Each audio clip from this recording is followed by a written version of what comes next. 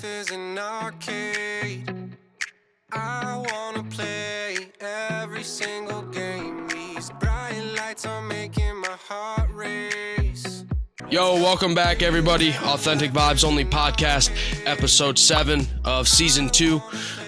We got another guest. Like I said, pretty much every episode we've been having guests. You know, we've had one without. But I'm going to keep bringing them on because I've got a crazy, insane lineup for guests this season. So we're just going to keep rolling them out. Our guest today is Austin Thud Hubbard, UFC fighter, tough competitor. You know, he's done it all when it comes to the MMA scene, I would say. Let's say a quick shout out and thank you to our sponsors, JW's Third Base in Rock Falls, Candlelight Inn.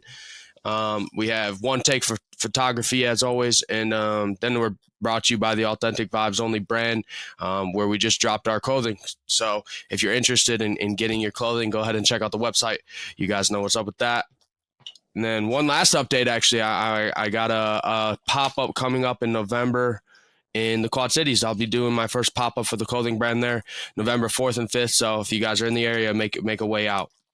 But after that, let's get into it here with Austin. Let's start here. For the ones that don't know, he's a local from, you know, the 815, and he's living out his dream. You know, he's been able to fight and be in the UFC, be on the Ultimate Fighter for the show. He's, like I said, he's done it all. Won titles at the lower levels, everything. So start with this, Austin. Just say like, what's up, and then like we'll get into like, who's Austin Hubbard? Like, what else do you do? And then like, how'd you get into fighting in MMA? All right. What's up, guys? I'm Austin Hubbard. I'm born and raised from the 815. You know, I got into MMA basically out of boredom. People are always like shocked when I tell them that. I grew up doing about every sport there was, and then when I got to high school, I wrestled year-round, played football. And then when I went to college, I ended up going to a college that didn't have football or wrestling. And I was just like super bored. I didn't feel what I accomplished in my, you know, high school career. I didn't feel like I lived up to what I could have done, which also was like a huge thing for me, like going into MMA. Like, I wanted to still compete. I didn't feel like I was ready to be done with sports quite yet.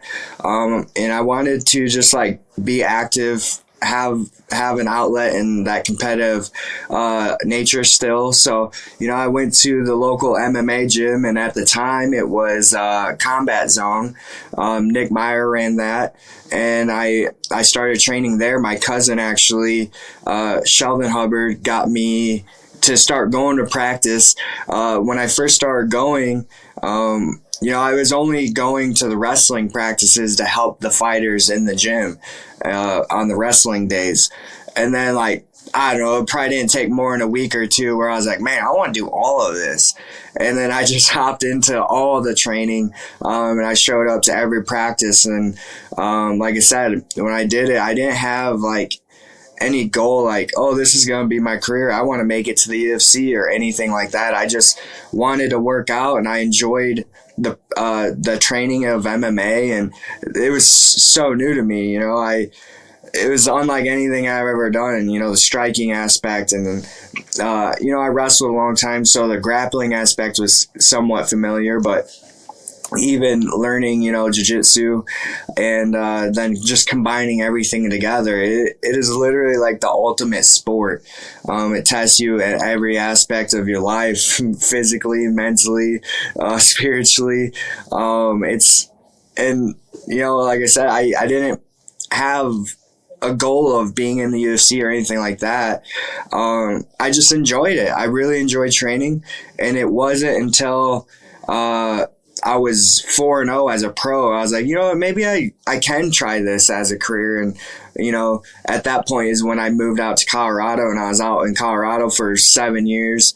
And, you know, yeah, we've seen how my career up to this point has unfolded. I've won, it's been 4 different professional titles, all in different states and promotions. And then getting into the UFC, and then not getting re-signed after 3 years, and all that I went through, then getting this random out of the nowhere call to be on the Ultimate Fighter, which was such a blessing. And here I am now. Made it to the finals. Unfortunately, didn't bring home the trophy, but still signed a 6-fight contract with the UFC, and I'm back in it again and ready for round 2. That's awesome. Yeah, I know we talked a little bit about tough and just being in getting the 6-fight contract still. That's fucking. I thought that was one of the coolest parts, is that you said that both competitors still get to sign a 6-fight contract. Any news on any fights there? You just still pushing? I'm still pushing. I talked to my manager actually the other day, and I told him, I'm looking for December. I think that's a good timeline. Being now that I live here in Illinois, again, I can't really, train the way I was when I was living in Colorado, and, I'm working and things like that. So I need a little bit of notice so I can save up money for fight camp and then go do a fight camp. And I feel comfortable with at least like 6 to 8 weeks for that aspect of, training. So December is like a good timeline for me, to make all that happen. So hopefully I'll hear something soon. Yeah, I'd love to be like we spoke before, that December 16th card is going to be good if that's the one you're on. I'd love to see that one. I think like I said, if you're on that, I think we're going to be out in Vegas, so that'd be cool to be out there together again. Yeah, for sure. But you talk about also like moving back to Illinois. That's kind of a crazy experience for you. I know that Colorado, like you said, you're kind of better off fighting wise when it comes to like training and being in the gyms. But what's it like being from a small town and trying to achieve your goals, and then like when you move away and come back, but you're still like fighting them goal, like you're still living the dream and the goals? Like, what's that like? It's been really cool, to be honest. Like, when I moved back, I had no idea, like, the amount of people who knew who I was. I was away. I lived in Colorado for 7 years, and I would have never moved back if I was, like, financially stable where I was at and stuff. But, due to my situation and the things that were happening in my life, I kind of was left with no other choice but to move back. And it's been better than I anticipated in some areas. It's like I said, I didn't know the amount of people who knew who I was. Like, I get stopped like weekly, and this was even before the Ultimate Fighter. People asking me about fighting and this and that, and then the Ultimate Fighter aired, and then it's been even more. Bumped up from that even, and now after the finals and everything, and still being in the UFC, it's pretty cool. I have a huge appreciation for being from this area, and the amount of support I get from everyone in this area. Like, it is really cool, and it's like motivating as well. It's you always have like so many people to tell you how proud they are and stuff of you, and congratulate you on your accomplishments and this and that. And it's like I still want to like keep pushing, keep being a good a role model as I can for everyone here, and show you can chase your dreams and accomplish them. You just gotta keep at it, and without the support of my hometown, like the amount of people who all my sponsorships are from hometown businesses. All my people who buy fight shirts, a lot of hometown support there. People buy the fight shirts, which help fund my fight camps and things like that. Like, it's huge. I'm very grateful for it, for sure. Yeah, I think one of the like most realizations I think I've made with like the small town thing is like when we're in way different industries, obviously, but like I still like trying. Like, I feel like my purpose in life, I always say, is to like change people's lives and the way they view it and perspectives, and just help people out. So that's why I had the podcast. And then with the clothing brand though, that's kind of like where I'm trying to push more too, because that's kind of right now just financially, that's what pays for this more than also my 9 to 5. But it's not about the money for me. But I think what keeps me going, even though like being in business and like researching and watching all these things, trying to learn what I can learn after being out of school, is like they always say that like your friends don't make you rich. You won't get rich out the people you know, which I fully have like come to that realization. But I also come to the realization, like you said, like how much I think at the beginning of this, I took the support from like locals and my friends kind of for granted.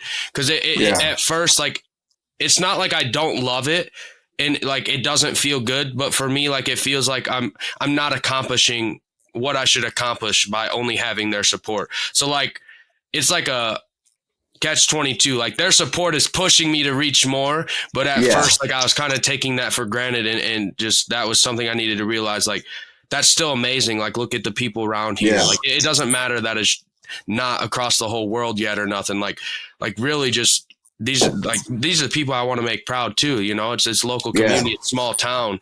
And like you said, the small town thing is what makes me want to reach it more. Like you said, like show everyone that doesn't matter where you come from or where you live, what you do and stuff in life. Like everyone can accomplish their dreams and goals.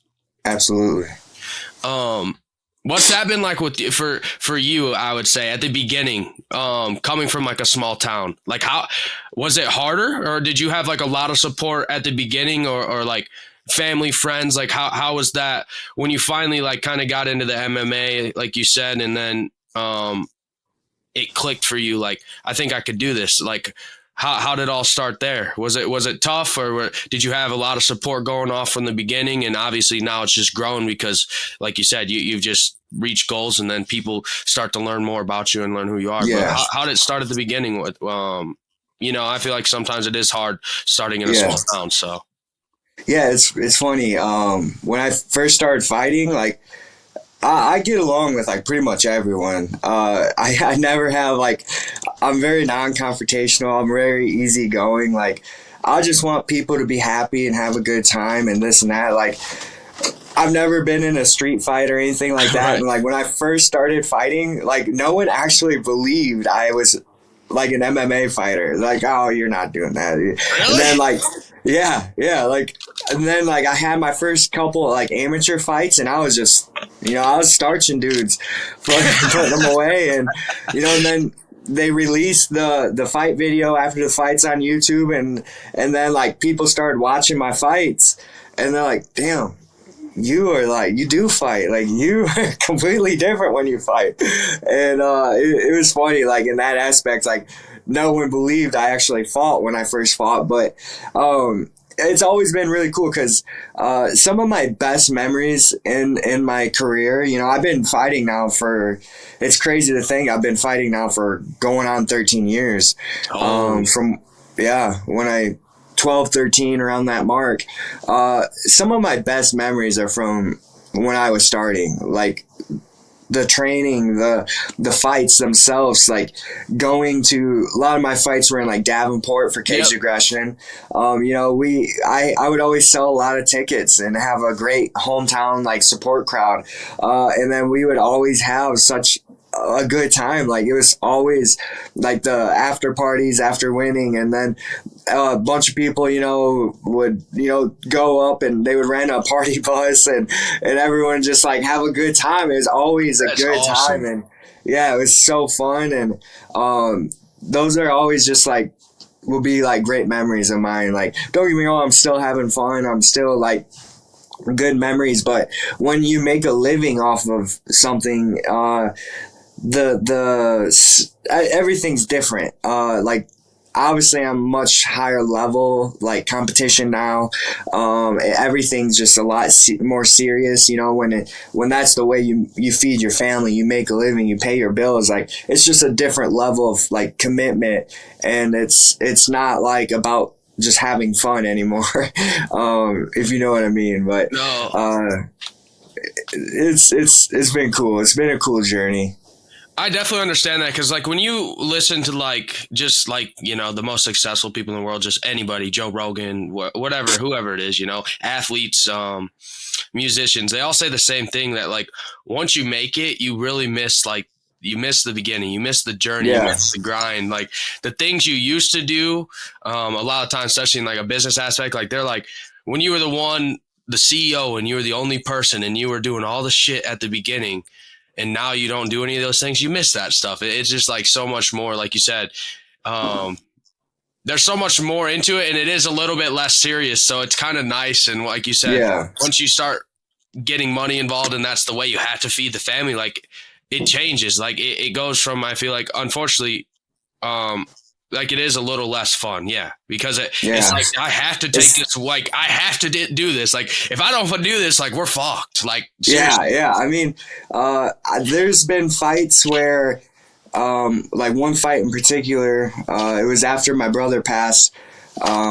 You know, I couldn't even hardly move my arm. I fractured my heel. Like I had some serious injuries like going into that fight, and it was like I didn't get re-signed. I fought out my contract with the UFC the first time around, and they're like, oh, you know, my manager was telling me you got either you just sit and wait till they need you and like a short notice fill-in, which I accepted a lot of short notice fights, and just nothing was happening. Like it wasn't coming through. Or we go win 2 fights and they'll re-sign you then, like bring you back that way. So I was like, all right, let's go win these 2 fights.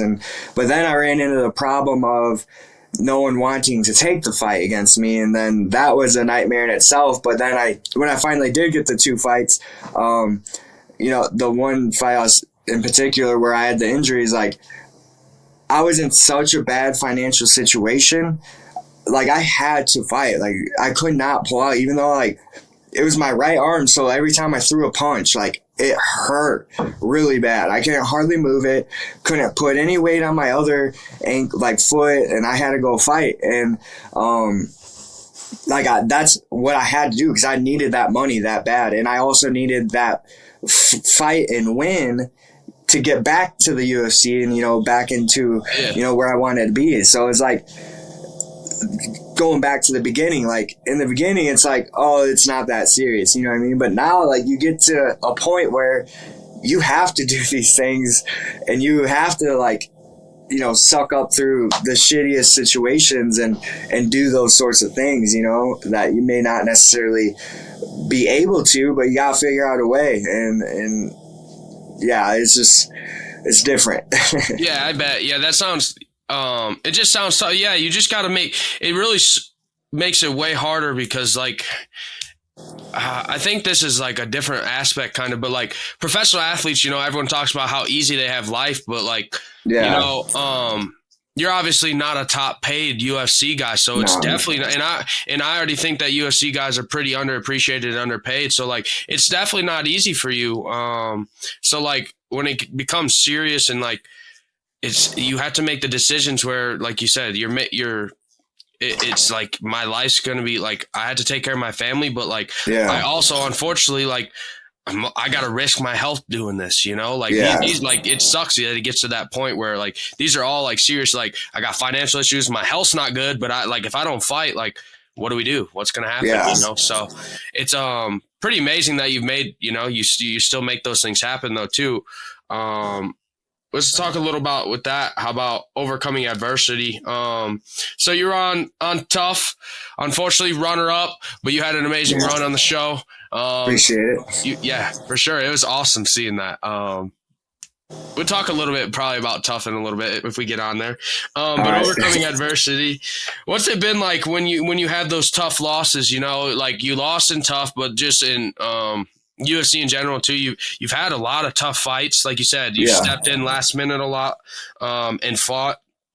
And then you also had the really bad leg injury that you came back from. I think I remember before one of your fights, maybe you had to pull out or you were going to have a fight. I don't know if you had one set up yet, but I think you broke your bone in your eye and camp with someone. Yeah. So what's it like when like, what's it been like for you, and like, how do you overcome these adversities, like losing, and like what makes, like, how do you keep going? Like you just, like we said, kind of just like the financial aspect of life, like this is what you want to do and you're going to make it happen now. Yeah. I mean, I always say in life, we have 3 choices with every situation that happens. We can either, 1, do nothing, just smoke, do whatever, stay in the same spot. If you stay in the same spot, though, you aren't necessarily going forward. You may not necessarily be going backwards. You're just, in limbo, basically. And or two, you go backwards. You poor me, this, that, cry. And three, you go forward and you work through it and you figure it out one way or another. And I'm not gonna lie, like, I've never been so close to stopping this whole journey up until, I got that moving home, losing my brother, my financial situation. I was just dealing with a lot. I've never come so close to giving up on things. But I still, even I tell people all the time, even if it's a baby step, 1 inch in front of the other, just keep going. No matter like how big or small the step is, just keep going, because, if you stay in the same spot, you're not going to get to where you want to be. If you go backwards, obviously you're going backwards. That's not where you want to be.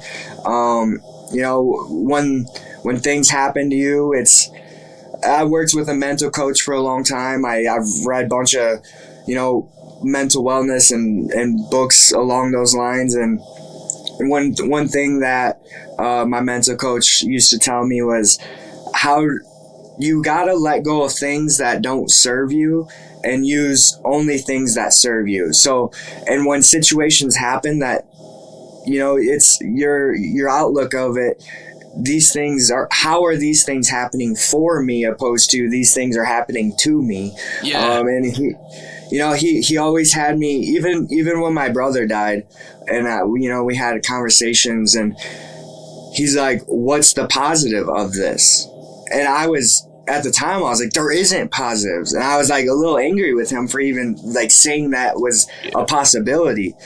But after talking, you can find positives in everything. No matter how shitty the situation is, there is something, even to some degree, that you can use as a positive. And people hear that and be like, oh, what's the positive of your brother passing and this and that? It's like, just for an example, for I'm using this just because it was such a hard thing, and just to prove that you can find positives in anything that happens. Like, just like one of the positives for me is like he's no longer in the spot he was suffering. Like, he was suffering a lot in his mental health and his addictions and things along those lines. And he's not suffering anymore. And that's an example of, no matter how horrible the situation is, you can dig in and find positives in anything that happens. And then you can turn, not to get too off track, but that's just one example. Yeah. And it's just, I forgot where I was even going with that now. You're good, man. A lot of emotion. That was one thing. I'm not gonna lie. I was nervous I didn't want to bring that kind of stuff up, but I'm glad you talk about it, because like I talk a lot about similar stuff. Like I have a lot of personal coaches on here, mental coaches,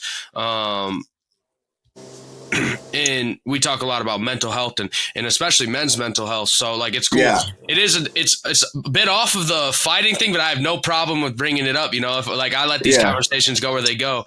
But what I think because we talk a lot too about like there's positives to everything. We've spoken on the podcast about this a lot, and it really is. And I'm gonna be honest. I feel like you've gone through one of the hardest things there is to go through when it comes to life. Losing your brother. So like you said, you're showing people too. Like, I really promise you that there's positives to everything, and I think what people kind of misunderstand with that too. And like you said, you're getting mad at first with your mental coach. It's like, there is positive to things, but at the beginning, it's okay to not understand it. Like, you don't have to understand why it happened or what's going on. But it's also okay at that time when you don't understand to feel your feelings and let everything out while you can. And then once you get past that moment and don't just push it under the rug, you want to feel that thing. Like, that's healthy to feel that stuff and let it out. And once you do that, then you want to get into, okay, I'm hurting, but how can this be how can I have a positive outlook at the things in my life that went wrong here? Anything that was a negative feeling, how can I turn this positive, or how can I use this as motivation and things like that? So it's really cool. And then something else I kind of want to add, like, to that point too, is like a positive mindset, like everything in life, is like a choice. You have to make the choice to, like, I go back to there are three choices in life, go forward, stay the same, or go backwards. Like, you have to make that choice and work for your mental health. Like, life is hard, man. It is really fucking hard, and it's gonna beat you up at every turn possible. And life don't give a shit. Don't matter how good a person you are, how many good deeds you do, it'll turn around and spit on you every second it can. And people will be there to, while you're down, kick you if you let them. But it's like, it's all about your mindset, and that takes work. You have to work on your mindset. You have to, like, work for it. Like, it just doesn't happen, you know what I mean? Like, just to the shit don't happen tap overnight. off that moment. you can't just like sit there and just expect life to happen to you. You have to make life happen.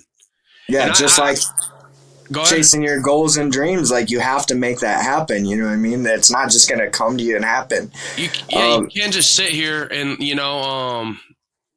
and then, like, because if you don't make it happen, like, you're just going to sit there every day the same way and just live in regret and just be like, well, I should do this, or I could do this, and I should do this, but like, or I could do this, but then you don't. And then like, it's never too late, but at some point it really can be too late. You never know. You really never know. Yeah. So absolutely. Now this is cool that this conversation changed into this. I like this. What was I going to say? Oh yeah. With that too, like, When life's beating you up, fail, we've always talked about this, that fail is just an acronym, it's the first attempt in learning. So like he said, you learn, you put that back in the mind, and you learn from whatever mistake or whatever happened in your life, and then you push forward. If something comes up in the similar situation, you handle it better the next time. You know how to handle it next time, and then you push forward, and then you're taking strides and making progress. And we're working on the mindset he was saying too. I think that, it's a choice. Like, you have to choose to do that. And when you choose to do that, like, you have to understand that those things you have to make it happen. Like, it's not just going to come to you. It's not easy. And in that, there's a lot of things that you have to work on. It's not just like mentally. You have to take care of yourself mentally, emotionally, spiritually, physically. Absolutely. And otherwise, like, still stuff is going to be harder, or you're still going to just be stuck in one area, I guess. Like, if you're not working in at least in a little bit in all aspects in life, like, you just can't get the right balance. I feel like things still won't work out the way you're wanting it to work out. Yeah, absolutely. Let's see. So far in life, maybe not even, in life in UFC, what would you say is like your proudest moment? Like, or what's the biggest accomplishment, or what's your happiest accomplishment? It can be UFC, it can be not fighting, it could be, family, anything. Yeah. I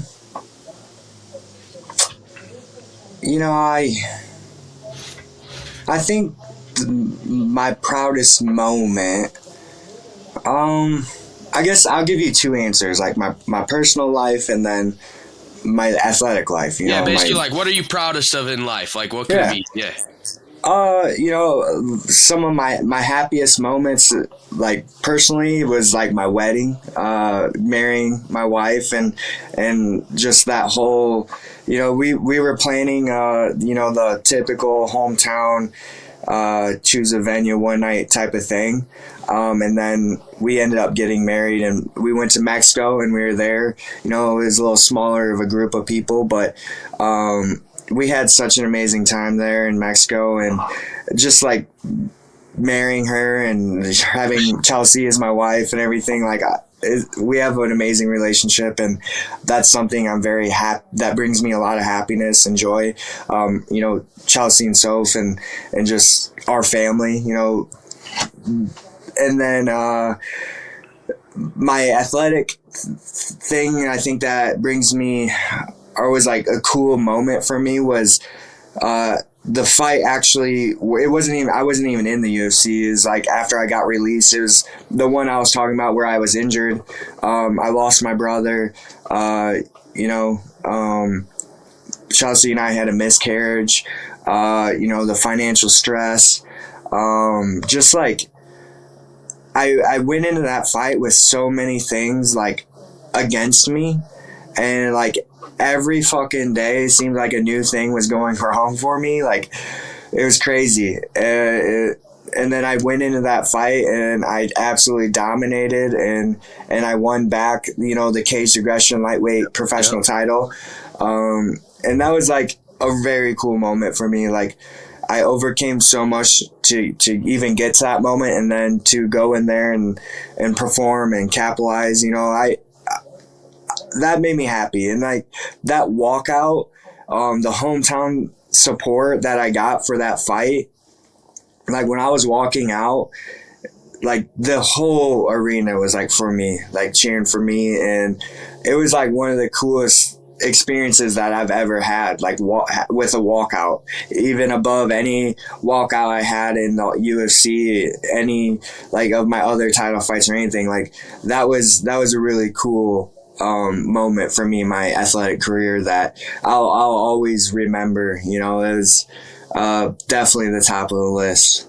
Yeah, I think that's cool too. That it's just a life thing, like you're at the top of the top, but like I feel like for real that'll probably just always be the moment. Like that'll be the one. Like it'll never lose shape or form. Like that's the one thing in like the memory always going to be stuck in your head. So that's really cool. Yeah. Especially like you said, being in the UFC, it's not even a UFC moment. So that's awesome. They say, like you were saying too, you had all that shit going against you, man. But they always say, shit falls apart before it falls together. Unfortunately, maybe at the lowest of your lows, then that's when the biggest breakthroughs coming through. And like you said, you won that fight and you made that happen, and then you got the call back to Tough, and now look at you're back on a six fight contract. It's only up, man. It's just like all the universe and God. Whatever you believe in, I believe more spiritually, but I still say God. But the universe and God only puts you and tests you through, what they believe that you can handle. So it's been amazing that you've been able to handle the shit that you've been put through. Let's see. We got a couple more things here, and then we'll let you go for the day. When it comes to fighting, who would you say? Maybe back then, like when you first started, who was your role model? And then like today, do you still have a role model, or like in the newer age fighters, who would your role model be? When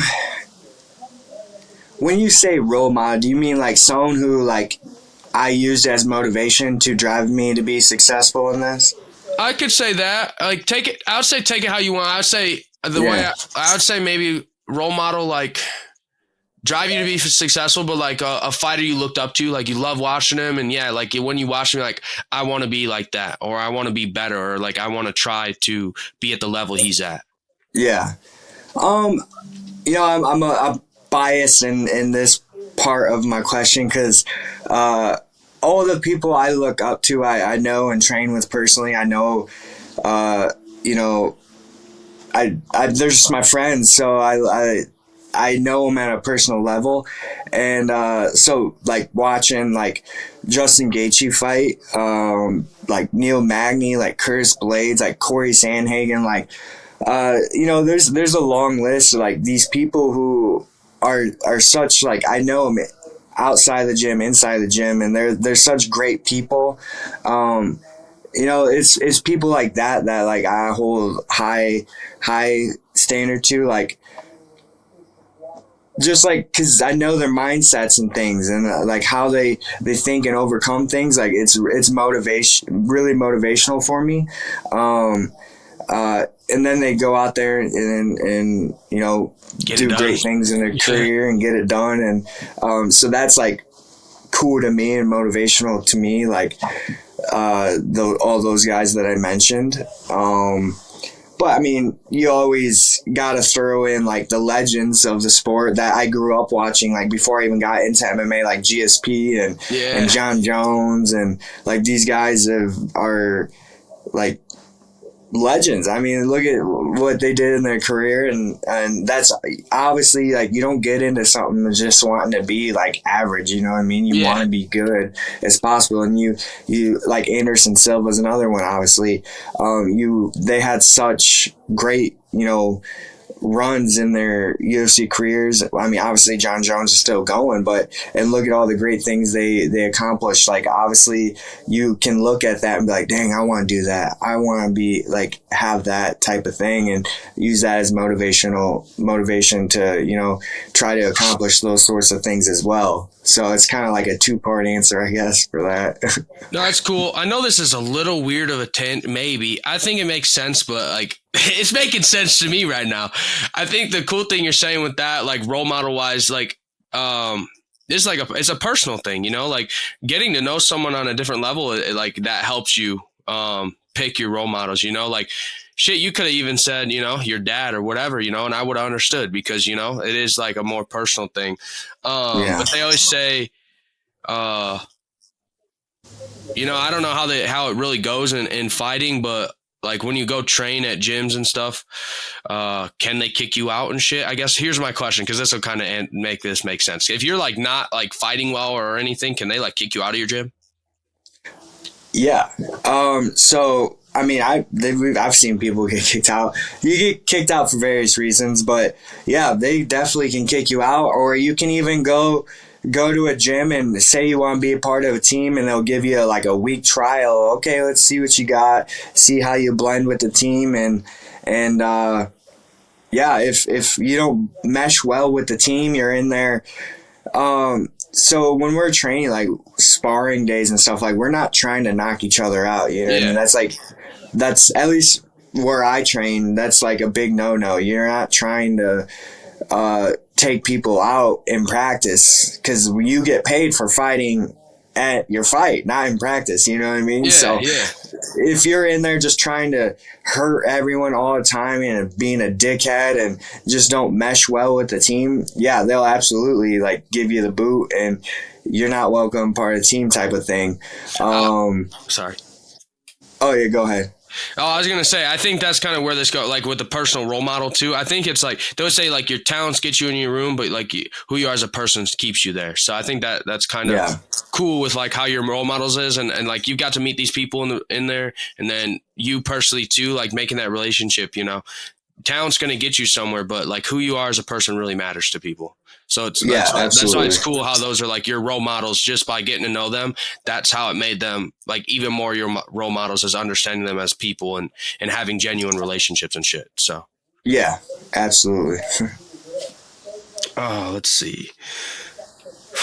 I think you answered a few already, like early when you first got to yourself. We got the UFC, we got the future, what that holds, 6 fights, hopefully December. That's answered. I like how I always said to you, I said, I have like these prompts, but I like how we got off rail there. It's a lot, it's a lot better. That's why I like the podcast. So like, it's natural. It's way more natural. I'm not trying to force things. I'm just, just being myself. I had, where'd it go? I had one more. Okay. Who would the dream fight be? Who's your dream fight ever? Like if it's for the title, who would you want it to be against?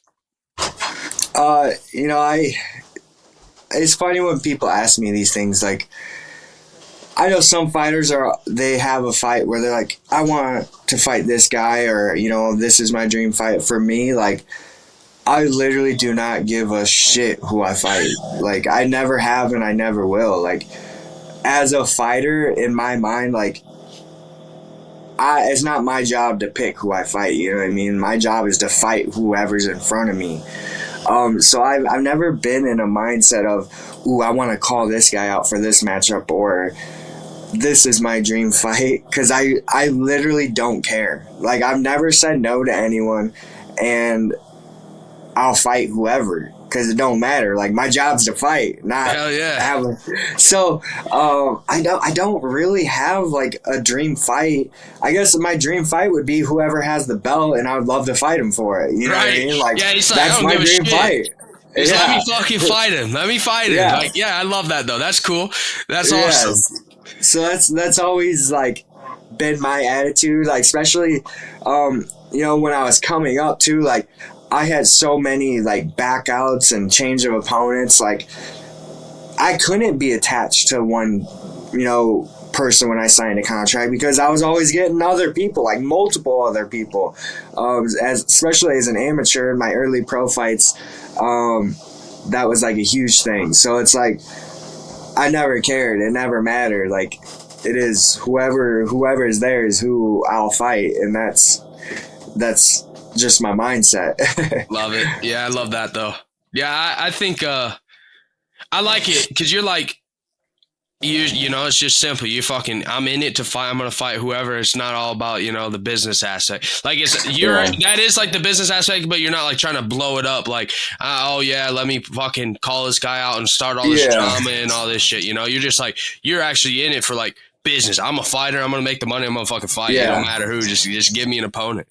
Yeah, but to that point, I did learn a lesson in that, especially in my first stint in the first time around in the UFC. Like I fought whoever, it didn't matter to me, and I was fighting these tough ass opponents, like definitely Olympic medalists, multiple time world jiu-jitsu champions, and black belts. Like almost every matchup I've had was against like a high level black belt or some sort of like good grappler or this or that. And I did learn the importance of smart matchups, because those are fights that obviously I think I can win. I do believe in my skill. I can win anywhere in a fight. But at the same time, like hard matchups is a problem sometimes. Like, you know what I mean? Like, name of the game, you want to play to your strengths. Yeah, and at the end of the day, you want to bring home 2 checks. Yeah. When you take those fights that, I believe I can win, but it's going to be a hard fight, and I'm going to go out there and fight, the best I can, but it's a tough matchup, like, and I lose, well, that's the risk I take, but now I'm not coming home with 2 checks. Now my record isn't positive, and I'm on a chopping block type of thing, you know what I mean? So, like, in that regards, I definitely get why people call out, people, because you don't call out. First off, when call-outs happen, like, most of the time you believe you're going to win that fight. Yeah, so you're not going to call someone you're going to get smoked by. Yeah.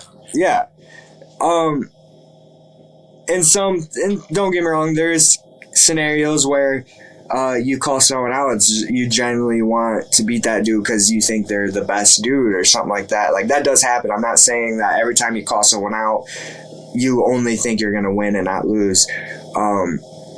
But, like, I get it. Like, I've learned the hard way about that aspect of, should I be more, like, weary on who I fight and care more? Probably, you know what I mean? But you love it too, That's the problem is, like, you fucking love it. So, like, that mindset, like, you'll fight anybody, but it's because, one, it's your job, but you just love it. So it's like, fuck, dude. Like, I just want to fight. Yeah. So I do understand, like, that aspect of it. To be clear, like I said, I did learn the hard way. And I don't know. We'll see what happens this time around. Hell yeah. I think it'd be better. Last 2 here. Go back to your 18-year-old self, beginning of fighting or whatever it is, maybe not fighting in life. What advice would you give yourself? Let's do life and fighting. As a fighter, what kind of fighting advice would you give yourself? And then in life in general, what would you give yourself?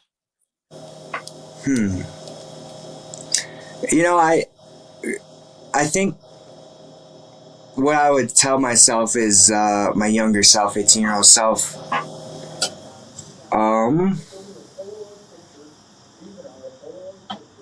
Well, I'll start with the fighting aspect of it because that'll be easier. For sure. Maybe be smarter with the matchups you accept. Like I said, I took any fight and I didn't even question it. I signed the contract. I didn't try getting any other opponent. And I did learn the hard way that first time around, fighting all these hard ass dudes. But I mean, that is also, some mental errors I made on myself.